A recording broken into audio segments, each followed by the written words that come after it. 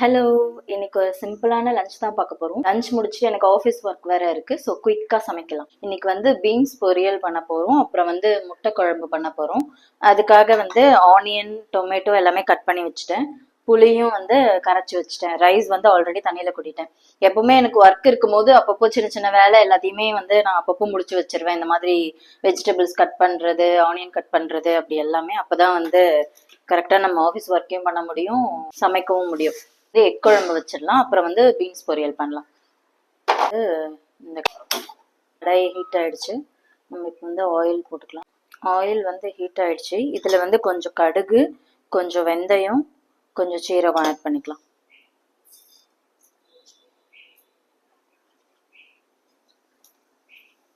Onion போட்டுக்கலாம். இந்த onion வந்து நான் பீன்ஸ் பொரியலுக்காக கொஞ்சம் எடுத்து வச்சிருக்கேன்.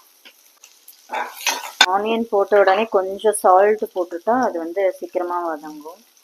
இது கூடவே பூண்டு வந்து சின்ன சின்னதா கட் பண்ணி வச்சிருக்கேன், அதையும் சேர்த்துக்கலாம்.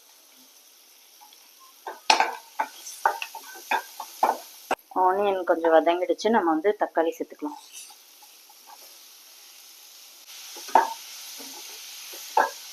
இதுல வந்து கருவேப்பிலை கொஞ்சம் வாஷ் பண்ணி எடுத்து வச்சிருக்கேன், கருவேப்பிலை சேர்த்துக்கலாம். தக்காளி நல்லா வதங்கிடுச்சு.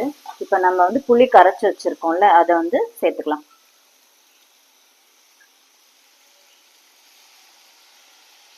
தண்ணி வந்து ஆட் பண்ணிக்கலாம். மிளகாய் பொடி வந்து ஆட் பண்ணிக்கலாம். இதுல வந்து நான் ஒரு 4 ஸ்பூன் போடுறேன். அப்புறம் வெறும் மிளகா பொடி வந்து ஒரு 1/2 ஸ்பூன். மிளகா பொடி ரெண்டுமே வந்து வீட்டிலேயே அரைச்சி பண்ணது. எங்கள் அம்மா வந்து அதை ரெடி பண்ணி கொடுத்து விட்டாங்க.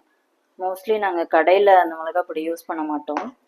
இப்போ வந்து சால்ட் ஆட் பண்ணிக்கலாம். இது மிக்ஸ் பண்ணிவிட்டு சால்ட்டு புளிப்புலாம் எவ்வளோ கரெக்டாக இருக்குதுன்னு செக் பண்ணிக்கலாம். புளிப்பு கரெக்டாக இருக்குது, சால்ட்டு மட்டும் ஆட் பண்ணிக்கலாம். காரமும் கரெக்டாக இருக்குது. இதை வந்து மூடி வச்சிடலாம். இதெல்லாம் குழம்பு நல்லா கொதிக்கட்டும். அப்புறம் வந்து நம்ம கொதிச்ச உடனே எக்கு சேர்த்துக்கலாம்.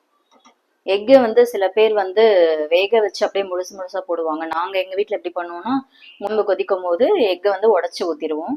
அதை நான் எப்படி பண்ணுறதுன்னு காமிக்கிறேன். பீன்ஸ் பொரியல் பண்ணுறதுக்கு ரெடி பண்ணிடலாம். குழம்பு வந்து கொதிக்குது. இப்போ நம்ம வந்து பீன்ஸுக்கு ரெடி பண்ணிடலாம். பற்ற வச்சுக்கலாம். ஆயில் சேர்த்துக்கலாம். எண்ணெய் காஞ்சிருச்சு. இப்போ வந்து கடுகு, கொஞ்சம் சீரகம் ஆட் பண்ணிக்கலாம். கொஞ்சம் கடலைப்பருப்பு போட்டுக்கலாம். பண்ணி வச்சுருந்த ஆனியன் வந்து இதில் வந்து சேர்த்துக்கலாம். பண்ணி வச்சு பீன்ஸ் சேர்த்துக்கலாம். சால்ட் போட்டுக்கலாம். கொஞ்சம் தண்ணி தெளித்து மூடி வச்சிடலாம். கொஞ்சம் நேரம் வேகட்டும். பீன்ஸை வந்து மூடி வச்சாச்சு. ரொம்ப நல்லா கொதிச்சிடுச்சு, கொஞ்சம் கட்டியாயிடுச்சு. நம்ம வந்து இப்போ வந்து எக்கை வந்து சேர்த்துக்கலாம். நான் வந்து 5 முட்டை தான் சேர்க்க போகிறேன். நம்ம வந்து இப்போ வந்து இதில் உடச்சி ஊற்றிக்கலாம். முட்டையை உடச்சி ஊற்றிட்டு கலக்கக்கூடாது. இந்த இடத்துல அப்படியே உடச்சி ஊற்றிட்டா அதுவே வெந்துடும். 5 முட்டையை வந்து நான் தனித்தனியாக உடச்சி ஊற்றிருக்கேன். முட்டையை உடச்சி ஊற்றியாச்சு. இப்போ வந்து நம்ம இதை க்ளோஸ் பண்ணி ஒரு 5 மினிட்ஸ்க்கு அப்படியே வச்சுட்டு, நம்ம எதுவும் கலக்கலாம் வேண்டாம், 5 மினிட்ஸ்க்கு அப்படியே வச்சுட்டா முட்டை குழம்பு வந்து வெந்து நல்லா ரெடி ஆகிடும். இப்போ நம்ம பீன்ஸ் ரெடி ஆனதும் அதில் வந்து கடைசியாக போடுறதுக்காக தேங்காய் எடுத்து வச்சுருக்கேன். அதை நம்ம வந்து சீவி எடுத்துக்கலாம். மஞ்சள் பொடி, அப்புறம் மிளகா பொடி ஆட் பண்ணி, காரத்துக்கு மிளகா பொடி ஆட் பண்ணிவிட்டு மூடி வச்சிடலாம்.